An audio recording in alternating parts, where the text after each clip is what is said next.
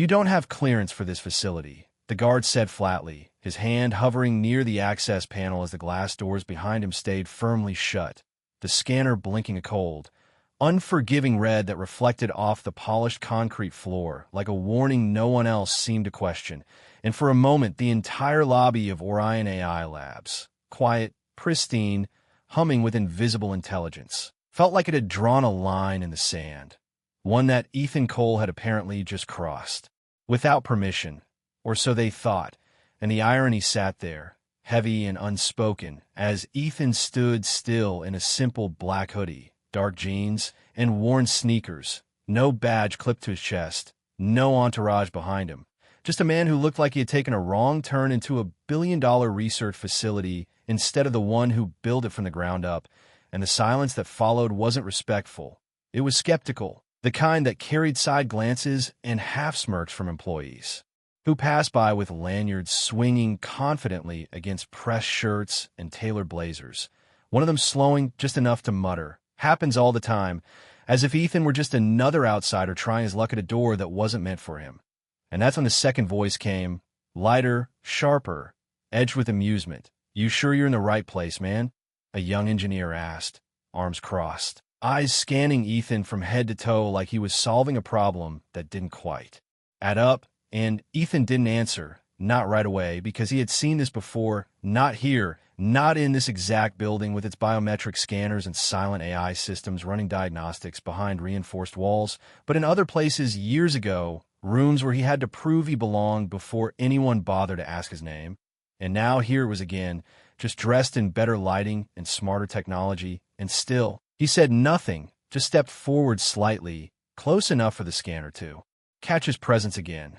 The red light flickering once more as if confirming their judgment. Denied, denied, denied, the word echoing louder in the minds of everyone watching than it ever could through a speaker, and somewhere behind the glass, a group of employees paused their conversation to watch, curiosity replacing indifference as the moment stretched longer than it should have.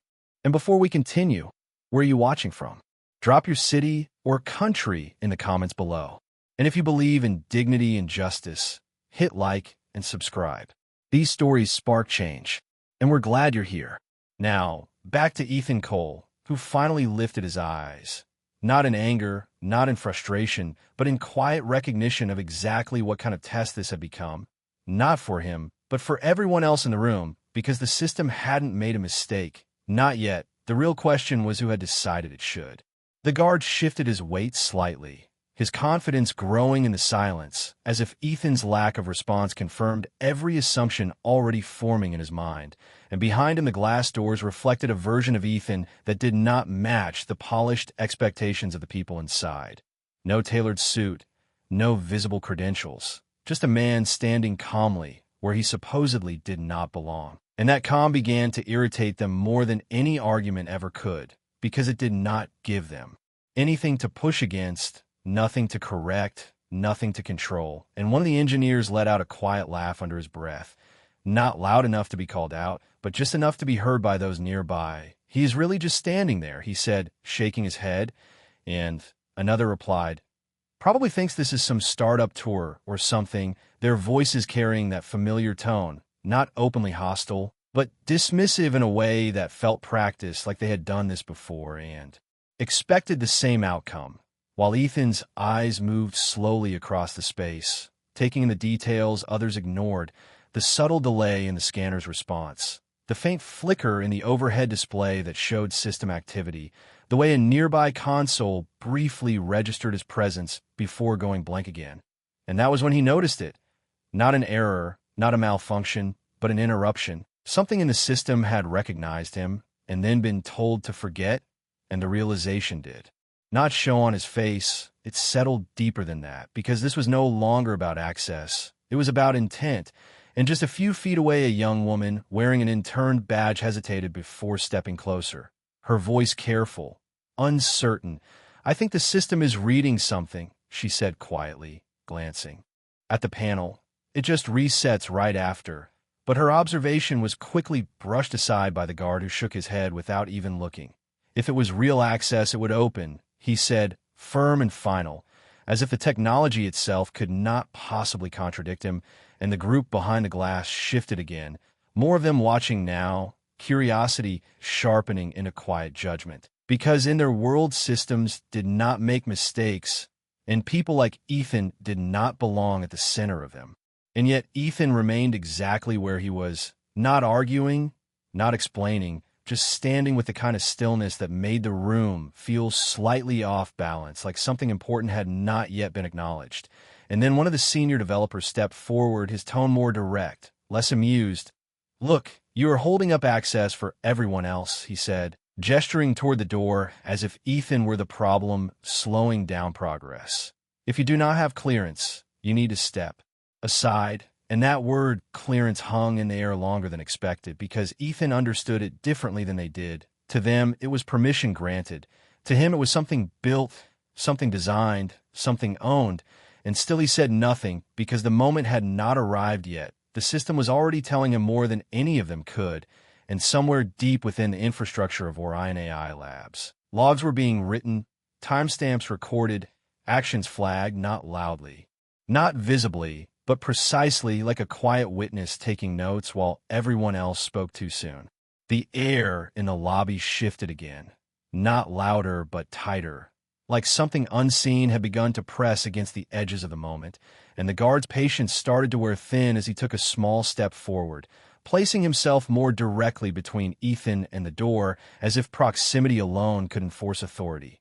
"Sir, I'm going to ask you one more time to step away from the entrance," he said, his voice now carrying the kind of firmness that expected compliance without question, and a few of the employees behind the glass exchanged glances, some amused, others already disengaging, as if the outcome had been decided before it began, because to them this was routine, a brief disruption that would be resolved with a simple removal and a return to normal. But Ethan did not move, not even an inch, and that stillness began to feel deliberate in a way that unsettled the rhythm of the room, because it did not match the script they were used to, and one of the engineers, the same one who had laughed earlier, leaned closer to another and said, just loud enough to carry, "He probably thinks standing there long enough will change something," followed by a quiet chuckle that rippled through a few others nearby, while the intern who had spoken up earlier remained frozen in place, her eyes moving between the scanner and Ethan, as if trying to reconcile what she had seen with what everyone else insisted was true. And then she said it again, a little louder this time. "The system is not ignoring him." And that sentence landed differently, not because it was accepted, but because it introduced doubt, and doubt was not something this environment handled well. The senior developer turned toward her quickly, his tone sharp. "That is not how it works," he said, dismissing her observation without checking the panel, because acknowledging it would mean questioning the system or the people controlling it, and neither option was comfortable. But Ethan heard her, and for the first time his gaze shifted slightly toward the panel, not in confusion, but in confirmation, because what she had noticed aligned with what he already understood. The system had recognized him, processed him, and then something had overridden that recognition, not automatically, not randomly, but intentionally. And that realization settled into the moment like a quiet fracture beneath the surface, because it meant this was no longer about access protocols or mistaken identity. It was about someone deciding that he should not be allowed in.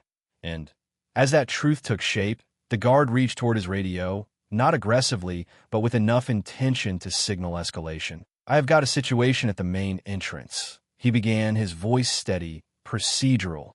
And that was when Ethan finally spoke, not loudly, not forcefully, but with a clarity that cut through the noise without needing volume. "Before you call anyone," he said, his tone even measured, "you might want to check who told the system to override my credentials." And the words did not land like a threat. They landed like a fact, one that hung in the air long enough to interrupt the guard's motion, just for a second, just enough for uncertainty to flicker across his face, because up until that point the system had been his certainty, his authority, his proof. And now that certainty had been quietly questioned, not by argument, but by someone who spoke about it like they understood it from the inside, and behind the glass the watching employees leaned in slightly, curiosity sharpening again, because something in the way Ethan spoke did not match the role they had assigned to him, and the room, once confident in its judgment, began to hesitate, just a fraction, just enough for the moment to shift.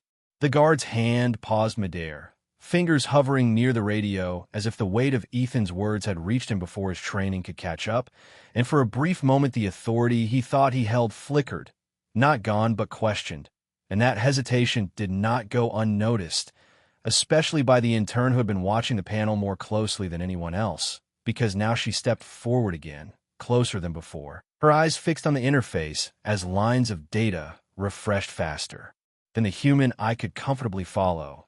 And this time she did not ask permission to speak. She simply said it, clear and direct. There's an override in the system. And the room shifted again, not dramatically, but enough that conversation stopped mid-thought and attention tightened around her words. Because override was not a casual term in a place like this. It implied authority, intention, and access far beyond what a random visitor could ever trigger, and the senior developer frowned, stepping toward her with a forced calm that barely concealed his irritation. "You are misreading it," he said, though he still had not looked at the panel himself. "Those logs are not visible at your level." But she did not step back this time, her voice steadier now. "It is not hidden," she replied, pointing to a line that kept reappearing. "It flags recognition, then it forces a denial right after." And that detail hung in the air longer than anyone expected, because it did not fit the narrative they had already accepted, and slowly, reluctantly, the senior developer turned his head toward the panel, his eyes scanning the data with a confidence that began to fade the longer he looked, because what she said was there, plain, undeniable. A recognition sequence followed immediately by a manual interruption, and he did not say anything at first, but his silence said enough.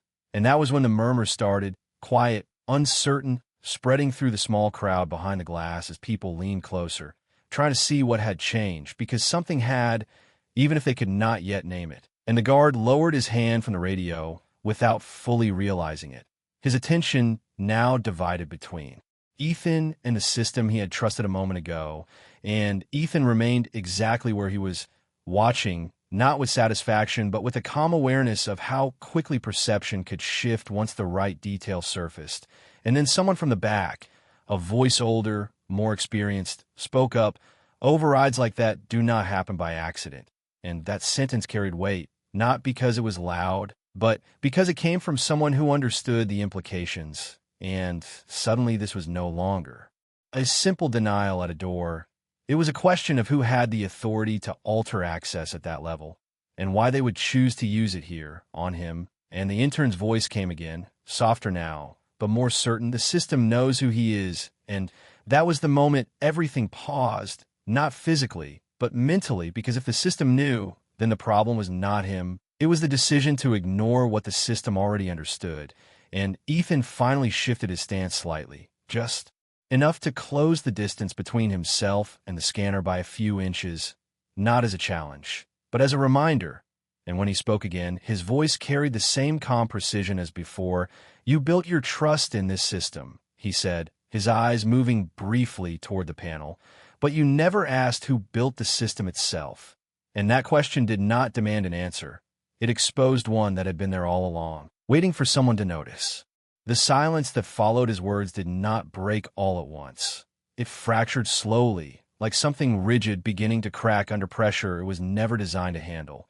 And the senior developer stepped back from the panel, not dramatically, but just enough to create distance between himself and what he had just seen, because the data did not lie, and yet it did not align with the story they had already committed to. And that conflict settled into the room like a weight no one wanted to carry, while the guard, still standing closest to Ethan, tried to reclaim control of a situation that was quietly slipping beyond his understanding. "Look," he said, his tone less certain now, "whatever this is, we still have protocols." And the word protocols sounded weaker this time, as if even he could hear the gap between policy and reality widening with every second. And Ethan turned his head slightly, not away, but inward, as if something deeper had been triggered, something older than this room, older than this building. And for a brief moment, the present blurred with memory, not visibly, not in a way anyone else could see, but in a way that sharpened his stillness even further, because he had stood in places like this before, not as the man in control,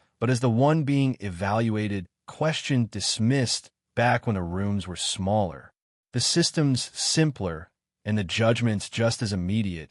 He remembered the first lab he ever walked into at 24, carrying nothing but a prototype and a vision no one else believed in.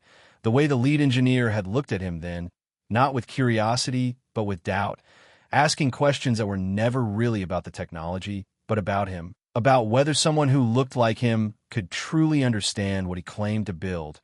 And he remembered the silence that followed when he proved them wrong. Not applause, not recognition, just a quiet shift in posture, a reluctant adjustment that never quite became respect. And now, years later, billions of dollars later, entire systems later, here was again the same pattern, just dressed in glass walls and artificial intelligence. And the realization did not anger him.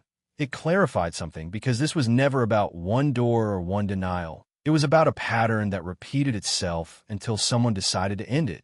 And back in the present, the intern's voice broke through again, softer this time, but carrying more weight than before. If there is an override, she said, looking at the senior developer, then someone with high-level access made that decision. And that sentence forced the room to confront something they had been avoiding, because high-level access meant someone inside, someone trusted, someone who had the authority to rewrite what the system already knew to be true. And the guard glanced toward the panel again, then back at Ethan, his expression shifting from dismissal to something closer to uncertainty, because the man standing in front of him no longer fit the role he had assigned, and the employees behind the glass were no longer just watching. They were listening, waiting for something to resolve the tension that had built beyond there. Control. And Ethan finally spoke again, his voice calm, but carrying a different kind of weight now. Not just observation, but intention. You are right about one thing, he said, his eyes steady. This is about protocol. And he let that word settle before continuing. But the protocol you are following is not the one that runs this system. And the distinction landed quietly but decisively, because it separated surface rules from deeper control, and somewhere within the network of Orion AI labs, processes continued to run, logs continued to record, and the system itself, silent and precise, was already preparing to reveal exactly who had decided that Ethan Cole should not be allowed inside. The room did not return to normal after his words. It recalibrated, subtly at first, like a system adjusting to new input it could not ignore, and the confidence that once filled the space began to thin out, replaced by a quiet tension that no one openly acknowledged, but everyone felt, because the idea that there was a deeper layer of control, one they had not accounted for, was no longer abstract. It was present, active, and watching. And Ethan reached into his pocket slowly, not in a way that suggested urgency, but with the kind of deliberate calm that made every movement feel intentional.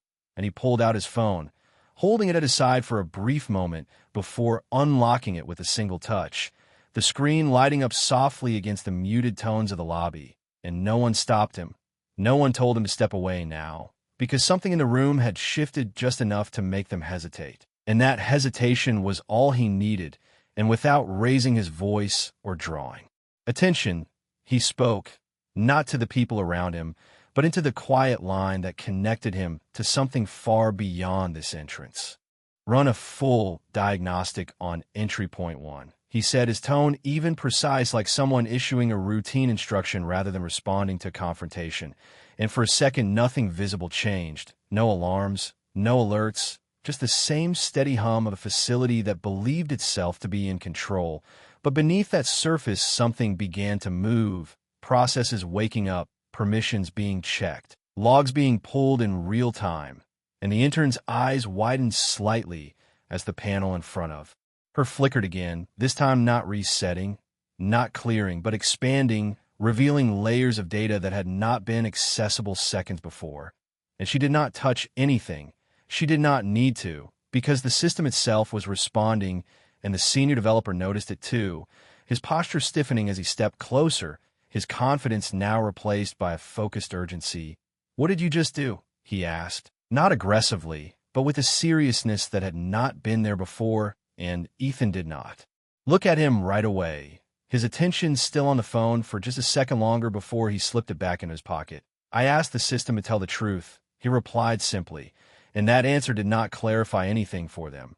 But it changed everything because the panel now displayed a sequence that no one could ignore: timestamps aligning, access attempts recorded, recognition confirmed, and then a line highlighted in a way that made it impossible to overlook: manual override. Initiated, user credentials attached. And for the first time, the room was not reacting to Ethan. It was reacting to the system itself, because the authority they trusted was now pointing somewhere else, somewhere internal, somewhere accountable. And the guard took a step back without realizing it, his role in the moment shrinking as the situation expanded beyond him, and the employees behind the glass leaned in closer. Not out of curiosity now, but out of concern, because whatever was unfolding was no longer a simple misunderstanding. It was a record, a trace, something that could not be dismissed or explained away with a quick decision. And Ethan stood there, unchanged, watching the shift not with satisfaction, but with a quiet certainty, because this was the moment the system stopped being a shield for assumptions and started becoming a witness to them. And once that happened, there was no going back to the version of events they had tried to maintain just minutes ago. The screen did not flicker this time. It stabilized, holding the data in place as if the system itself had decided that what was being shown could no longer be hidden or dismissed, and the highlighted line remained at the center of everything, drawing every eye in the room toward it. Manual override initiated, user credentials attached, and beneath it a name began to resolve. Slowly at first, as if the system was confirming its own certainty before revealing it, and the senior developer leaned in closer, his breath almost held as the letters sharpened into clarity. And when it finally settled, the reaction was not loud. It was immediate and silent, because recognition hit faster than words ever could, and a few people in the room turned instinctively toward one of their own, a figure who had been standing just far enough back to avoid attention until now. A mid-level operations manager whose posture shifted the moment the name appeared, not dramatically, but enough to break the illusion of confidence he had been carrying just minutes earlier. And Ethan followed their gaze without urgency, his expression unchanged as the room reorganized itself around a new center of gravity, because the focus was no longer on him. It had moved decisively, and the guard looked from the screen to the man now being silently identified, confusion replacing authority in his eyes as the situation slipped completely outside his control, and he in turn took a small step back, not out of fear, but out of awareness, because she understood what this meant, not just technically but structurally. Someone inside had chosen to override the system's recognition, and that choice was now visible to everyone, undeniable, recorded. And the senior developer straightened slowly, his voice quieter than before, but carrying more weight. "This is logged at executive-level access," he said, not asking, not guessing, just stating what the system confirmed. And that sentence closed the gap between suspicion and truth, because executive-level access was not something granted lightly. It was tied directly to authority, to trust, to the very structure of the organization, and now it had been used to deny entry to the one person the system had already identified as valid, and the room held that contradiction for a second longer than it could sustain, before Ethan finally stepped forward, not past the guard, not through the door, but just enough to place himself fully within the space that had tried to reject him.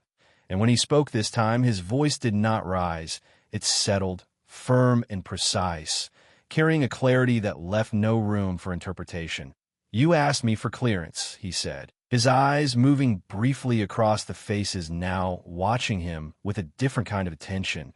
But the system already gave it, and he paused, not for effect, but because the moment required it, because everything that followed would not just correct the situation, it would redefine it.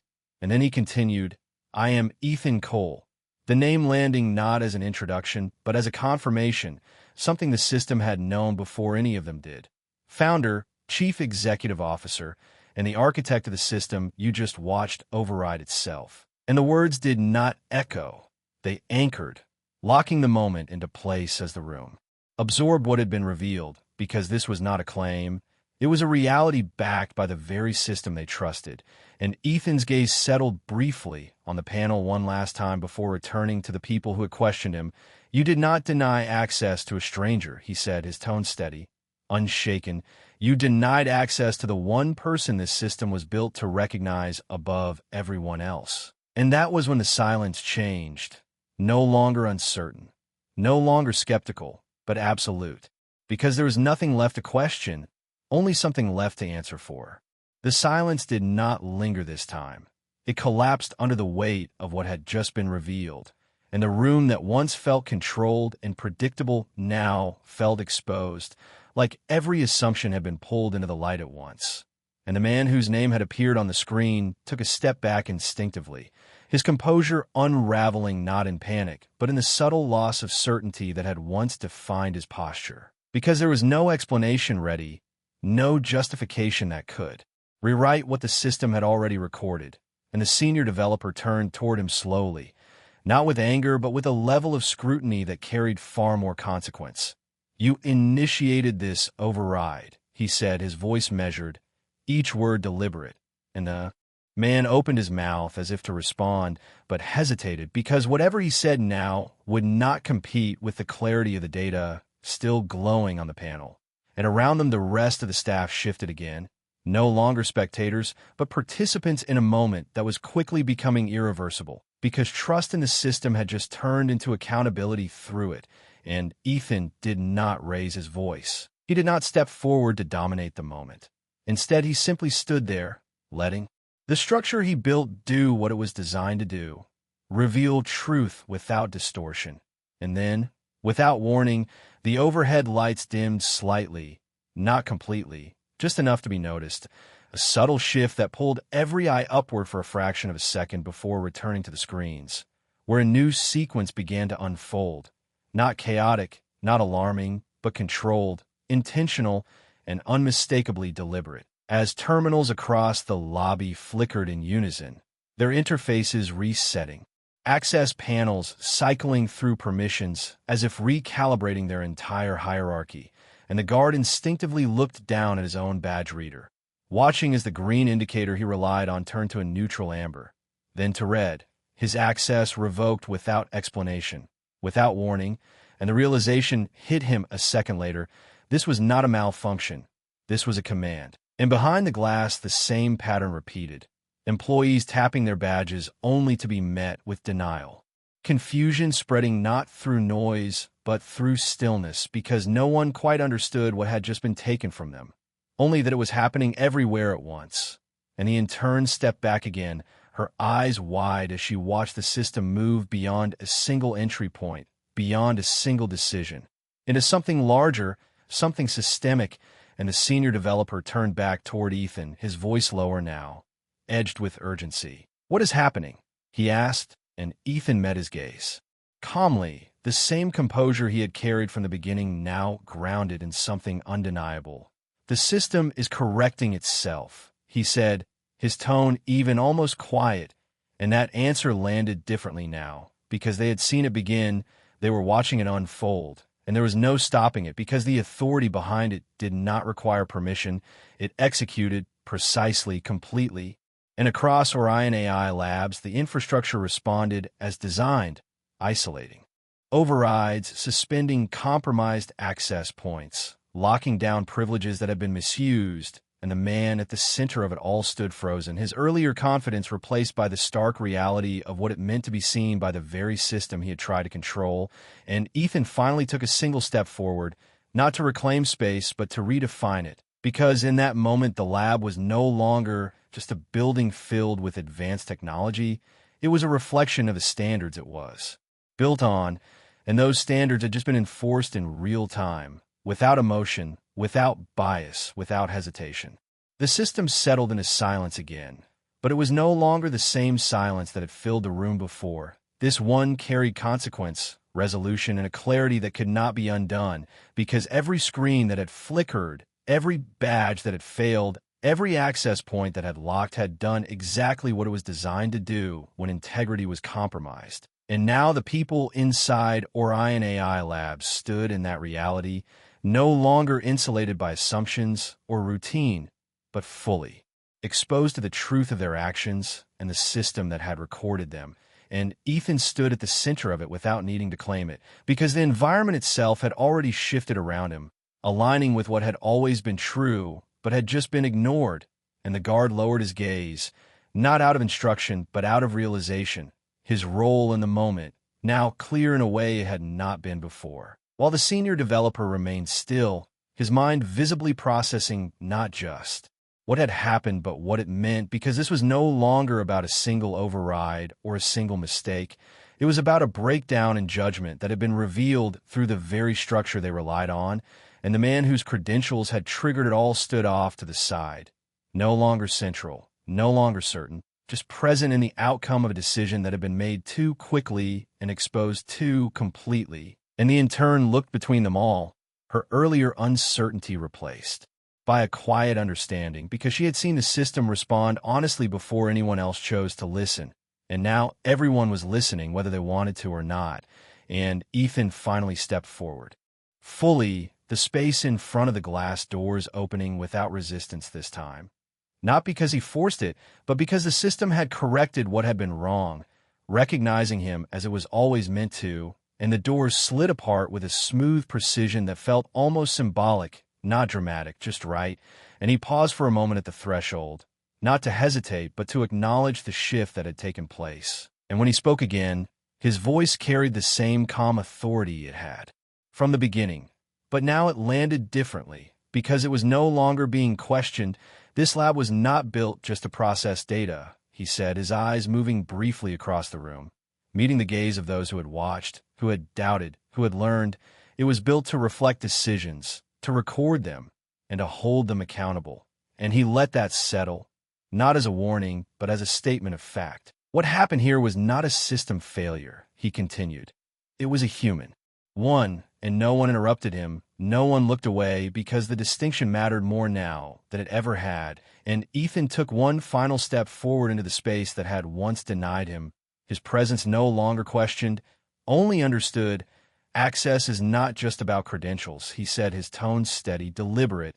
It is about judgment. And today the system showed exactly where that failed. And with that, he moved inside, not as someone reclaiming power, but as someone who had never lost it, leaving behind a room that would not forget what it had just witnessed. Not because it was told to, but because the truth had been shown to them in the only way they could not ignore.